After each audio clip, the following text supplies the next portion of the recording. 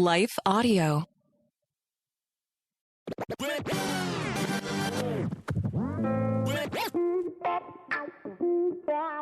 Hey, welcome to Gospel Rant Podcast. I'm Dr. Bill Sinyard with Gospel App Ministries. Thanks for listening to Gospel Rant. We're number 38 on FeedSpot's list of top 100 Christian podcasts, thanks to you listeners who follow the show and give a good review. So, hey, thanks ahead of time. We're in our new series, God's Love for the Unlovable. We'll be doing this till the end of the year. What happens, this is important, when God's love for the unlovable, the unloved, and the unlovely, and that's all of us on any given day, if we were just a little bit honest, bumps into those who clearly are not lovable, who are unworthy, who are unrighteous, unclean. I mean, our society would agree, and maybe you would agree, maybe your family, right? What goes down when God's love bumps into people like us? What does it look like, feel like? What happens when God's love bumps into the first murderer, Cain? Interesting, right? Curious? Well, you will be surprised. Well, we're going to take a short break and pick this up after a word from our sponsors. See you in a moment. 2 weeks old in an iron lung, which is, like a sealed oxygen unit, fighting for my life. I couldn't breathe properly. And apparently I didn't make a sound from the day I was born because my lungs were all messed up. That's Martin Smith of Delirious sharing a personal testimony on The Walk, a podcast for worshipers. Join us weekly to hear songwriters, worship leaders, filmmakers, and other creatives tell stories in the form of a devotional. The Walk can be found on lifeaudio.com or your favorite podcast platform. The Historical Jesus Podcast is the sweeping saga of the life and times of Galilean Jesus of Nazareth, as well as the faith, religion, and church founded to honor and disseminate his acts and teachings. Join me, Mark Vinette, on this fascinating journey through time, exploring the many great works of Christian theology, literature, architecture, music, and art inspired by the words and deeds of Jesus Christ.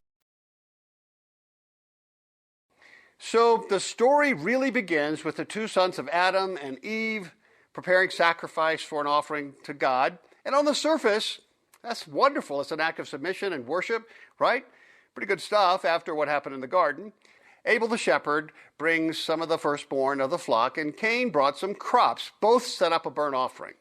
The two children of Adam and Eve were so different. Cain was a farmer, and he worked the soil. Abel was a shepherd. And both bring God what will be called mincha, sacrifices or offerings. And at first, the narrative shows some hope. And here's the sons of Adam and Eve approaching God, apparently seeking his pleasure and favor, but in the gifts, in the offerings, there's still the smell of the fall, the stench of sin. All right? We're not told what they knew about sacrifices. We just assume that they've been told or come to believe that God requires sacrifices in order to stay in good relationship with him. We're not told that, though, or to avoid the kind of punishment that their parents got. But we're not told that. We don't have any written guidelines. So I wonder, just speculation, educated speculation, if God never did require any offerings from them. He does later in Exodus, I get that. I'm just wondering if this is the way our brains are wired. If I mess up or I feel guilty, I've done something and I feel ashamed, I just know somehow that I need to do something to appease the person I hurt, to pay for the crime. It seems universal. You know what I mean? Burnt offerings seems to make good sense. I mean, maybe there were other humans around there who were worshiping their own deities. I don't want to go down that rabbit hole. Believe me, I'm just asking. So, what do you think? Let's assume that God did set that up with mommy and daddy, Adam and Eve. We don't have the record of that, but let's say this conversation went down. Okay, you two, you messed up big time. I'm ticked, rightly so. And you can't get my favor until and unless you do some sufficient, by the way, enough sufficient offerings, perfect ones actually, so you need to begin to pay off your debt, one offering at a time. And don't mess up, because that just adds to your impossible debt, your sentence. Here's the direction for burnt offerings. Well, really? Does that sound like God? I mean, if it does, that confuses me. And here's why. I believe that all Adam and Eve had to do ever since Treegate was to look up into the gracious, forgiving, long-suffering eyes of God and ask for redemption. I mean, think of them looking up into the eyes of Jesus, if that helps. The curse was die, surely die. In the Hebrew, it's pretty emphatic. But we all know, don't we, that there will only be one truly sufficient death. And it's not Adam or Eve's. It's not a goat or a lamb. In the end, Jesus, the perfect sacrifice, will have to pay for all of the sins of Adam and Eve equally, and mine and yours. But the problem was they wouldn't look up into God's eyes. Their brains were no doubt traumatized by the episode. Shame and guilt rushed in.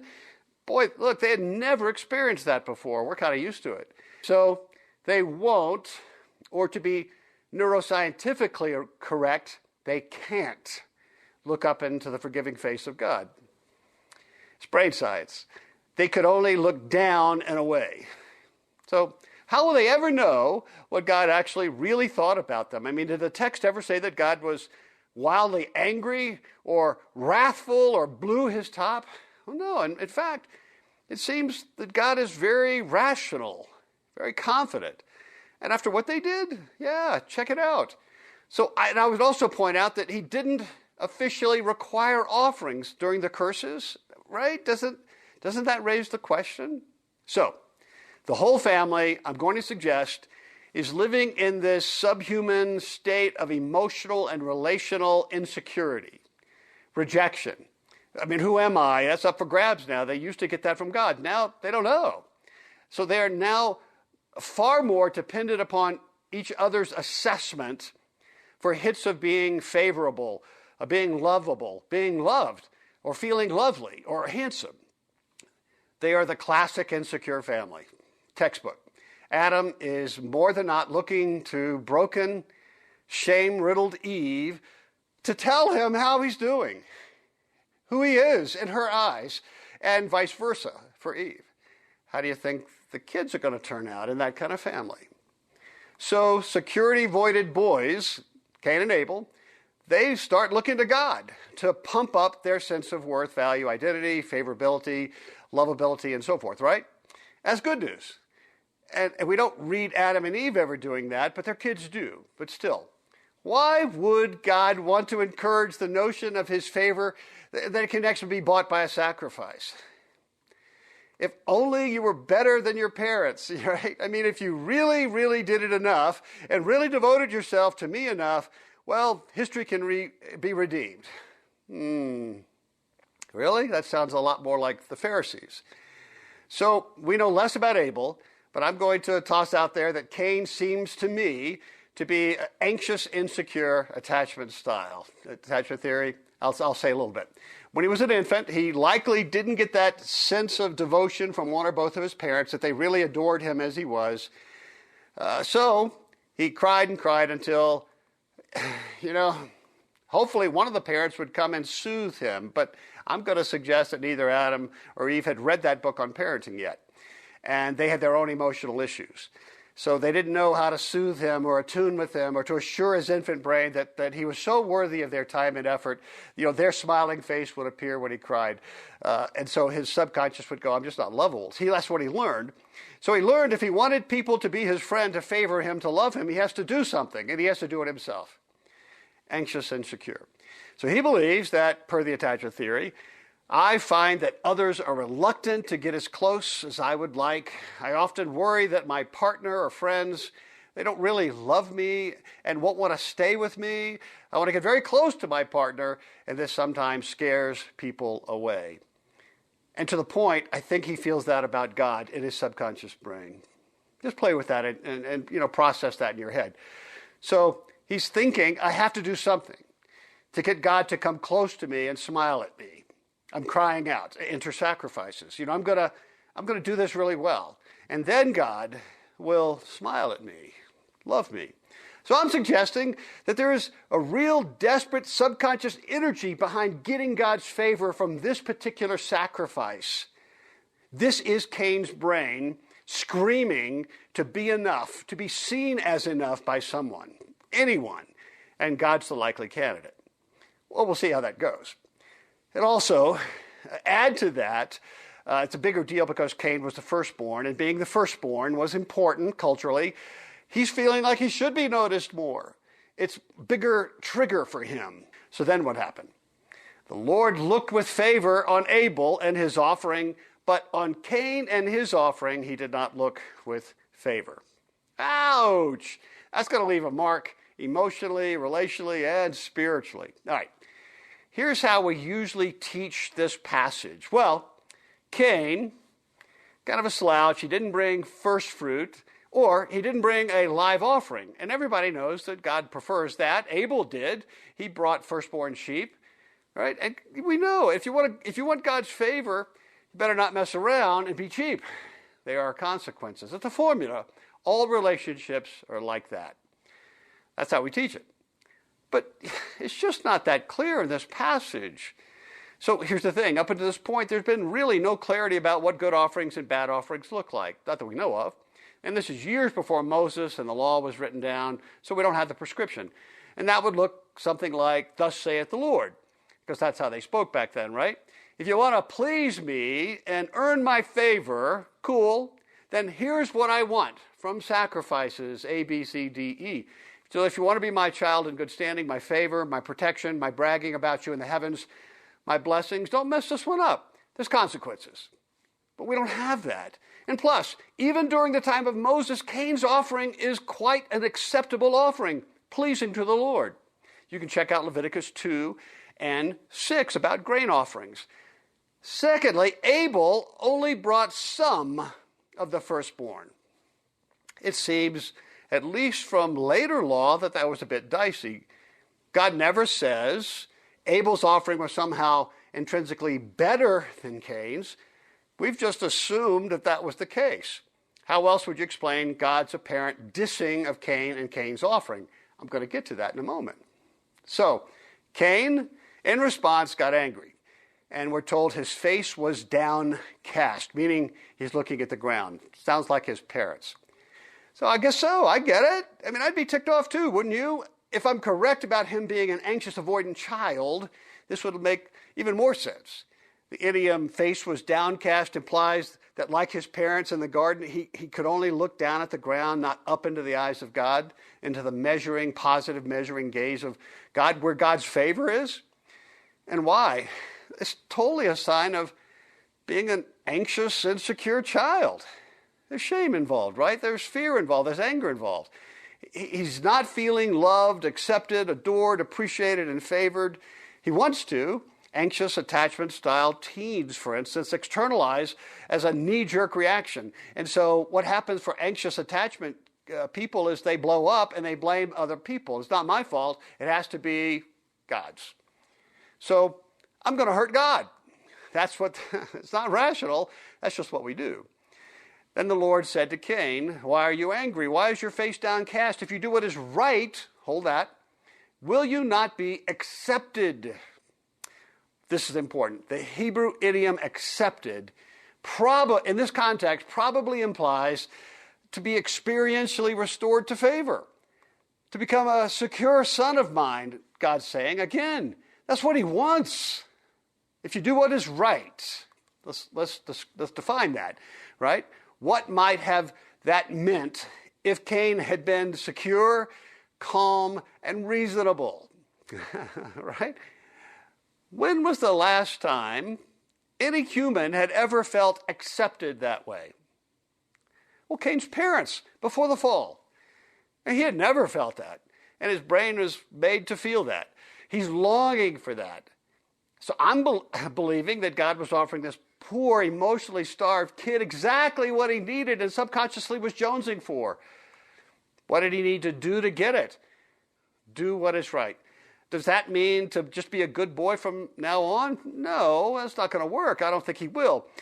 Or does it mean to do better offerings? I don't think so. Or do the one thing that your parents have as of yet refused to do. And the clue is it's the opposite of looking down. It's so curious, right? God just doesn't appear very angry here at Cain. In fact, he's right there. He is right in front of Cain's face. So if Cain was being punished for being cheap and disrespectful of God, we might expect a fireball from heaven or some form of wrath or condemnation or punishment, but nada. In fact, God's reasonably asking Cain something very interesting, making him think, why are you looking down at the ground, Cain? And the implication is, Cain, think, why aren't you looking up into my eyes, into my measuring gaze? That's where the favor that you seek and long for is. Well, Bible again. Now Cain said to his unsuspecting brother Abel, let's go into the field. And while they were in the field, Cain attacked his brother Abel and killed him. Well, so what do you think Cain was thinking? I'm going to suggest that he wasn't thinking. That he was well into reactionary behavior, murderous reactionary behavior. There's no record or evidence of difficulty between Cain and Abel. It's just Cain's brain, likely flooded with chemicals, launched him into a severe fight, flight, freeze cycle, and he fought. He took his anger out on poor Abel. It's not reasonable. It's not caring. It's not righteous. His actions certainly didn't do a thing to gain God's favor, which is nominally what he wanted at the beginning of the story and was angry that he didn't get. So his subconscious trigger strategy doesn't work, and it makes it worse. All right, now he's in for it. God certainly hates that, and being a just God, he requires quick and severe punishment. Cain's toast, right? Well, let's see. We're going to stop here again for a brief word from our sponsors. We'll be right back and get back to the story of Cain and Abel. Need more of God's power in your life? I'm Christina Patterson, host of the Teach Us to Pray podcast, providing practical tips on how to grow your faith through prayer. Subscribe at lifeaudio.com. Well, then the Lord said to Cain, and I think he's saying it calmly. That's how I'm reading this. Where's your brother Abel? I don't know, he replied. Am I my brother's keeper? Boy, that sounds so anxious attachment. The Lord said, what have you done? Listen, your brother's blood cries out to me from the ground. Now you are under a curse and driven from the ground, which opened its mouth to receive your brother's blood from your hand. When you work the ground, it will no longer yield its crops for you. You will be a restless wanderer on the earth.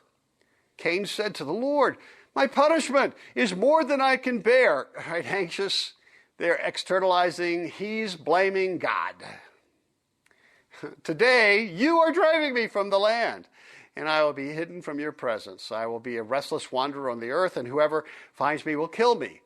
But the Lord said to him, not so. If anyone kills Cain, he will suffer vengeance 7 times over. We don't have it established, but this is a kinsman redeemer.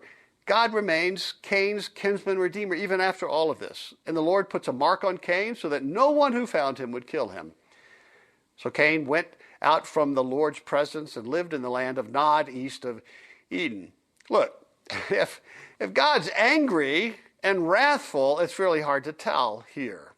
God doesn't need to ask Cain anything. He's all-knowing. What might he be asking Cain about the location of his bro?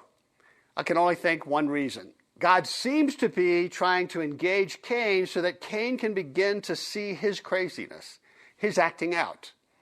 This is not lacking justice or seriousness over the value of life. In the end, someone's going to die to pay for that crime. That's the way God's justice works. Cain's response is like an anxious child. It's not well thought out. It's reactionary. He's going to punish God again. It's your fault. And it's reactionary. It's over the top. Not a smart thing to do in God's presence by any means. But again, God doesn't really react to the disrespect much, and it is disrespect. God curses Cain. 1, you're driven from the ground, and 2, the ground is going to be stingy with crops, and 3, you're going to be a restless wanderer on the earth. Anybody think that curse is, well, kind of out of whack? What's the penalty for murder? Death, right? Well, what's going on? Do you see pretty obvious evidence that Cain is acting out as an insecure adult? See the little phrase of Cain, and I will be hidden from your presence. First, God never says that at all. He's standing right there. And you could translate interpretively Cain's complaint, I can never look up into your eyes then. That's what God's been trying to get him to do, and he's right there. He's saying, I'm never going to be favored. I'm never going to be accepted. And I would suggest that God's end game has always been for Cain to look up, to see God's still favorable gaze and be restored to favor, honor, worth, a secure attachment. This is God's love for the unlovable murderers. It's here, at the very beginning of the Bible. And Cain wouldn't look up, even when God pleads with him, humanly speaking, to look up. And now he's blaming God for not being able to. And he's, by the way, still able to. The story only makes sense if God is, humanly speaking, humiliating himself, really, in order to bless Cain, to usher Cain into this higher, secure relationship that he had never experienced since the big mess. His love for the unlovable is pursuing Cain as a great lover would. He's not waiting for Cain to come. All Cain ever had to do, just like his parents before him, was to do what is right, which is to look up, I'm suggesting, just to experience, to be washed with God's love for him, so much so that he can begin to feel it even as an anxious, insecure child. And that'll take some time. Then God said he would be accepted. The insecurities would be dealt with by God himself, his brain rewired, and the firstborn of Adam and Eve would be restored to a place of honor that he no way deserved, but given freely by grace. Humanity redeemed, reattached to God into a loving, secure relationship with God again, paid for by Jesus. It's a high calling for the firstborn. I would even call it the double blessing that he was expecting. So until Cain really sees God as a benevolent and adoring God, he will remain insecure in all of his relationships, every one of them, just like me. He will never be who he could be, never satisfied. He'll always be blaming other people. He can only be Cain light, lonely, guilty, ashamed, paranoid. They're going to kill me. Acting out to punish God, it's your fault. That's the very one he wants favor from. All of the crazy things that you and I do on a daily basis, if we were honest, instead of just looking up to God. See, I would suggest that this is what God has always planned for Cain. This wasn't a morality tale on the benefits of doing really good offerings or to tithing to your church. God sought to restore Cain to a secure relationship that his parents had forfeited by not looking up. Wouldn't that have been a little bit better than an attaboy for doing a good offering? Right, Cain's problem, as well as Abel, as well as his mom and dad, was that they had a self-imposed, insecure relationship with God, subconscious, largely. And remember the big mess, the fall. No offering, no matter how good or expensive, had power to reattach an insecure child to God. Cain, the firstborn, I think was given a shocking opportunity to repair that breach. How? All he had to do was to look up, but he wouldn't. Even when God pleaded with him 2 times. To do what was really right, which he could do, just look up and see. Cain, all you need is need. And this, I believe, is why God didn't favor him in his offering. I think he was initiating a great redemption opportunity for the firstborn son of Adam and Eve. Cain could have rewritten history, humanly speaking, but he didn't. He didn't pass the test and survived as a morality tale to all of us that we need to look up. And we usually teach it that it's all about good offerings for God. Yuck! Better, it's all about a love of God that pursues murderers, even those who murder their brothers in cold blood. All we have to do is to look up to experience this stunning love and forgiveness of God. If he can love Cain, who would be unlovable? Right? One last brief point. God does seem to be saying to Cain that he's not going anywhere. In fact, God's going to remain Cain's protector. Do you feel that love? It's not contingent upon Cain looking up. Cain needs to look up to experience it. He becomes his kinsman redeemer. Check out 4:15. And note, he's never ejected from his presence. Cain chooses to eject himself. Anxious attachment. Well, in the next show, we're going to take a look at one woman who's perhaps even more unlovable, unworthy, and unlikable, also in the Old Testament, even more so than Cain. What happens when the love of God for the unlovable, the unloved, and the unlovely bumps into the unrepentant, sex-addicted, God-blaming prostitute Gomer. What God does will likely shock you. Even if you've heard the story before, I think you'll learn stuff. Let me know what you think about this entire series. Bill at gospel-app.com. If you benefited from this podcast, give us a review wherever you listen to podcasts. Officially follow the program. Again, if you've benefited from it, and I thank you ahead of time. Take heart, child of God.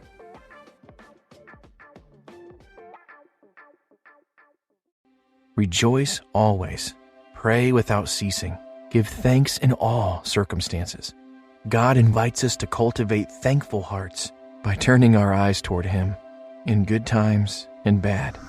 To listen to more Abide Christian meditations, just go to lifeaudio.com or search your favorite podcast app for Abide Christian Meditation. You can also download the Abide app for more biblical meditations at abide.com.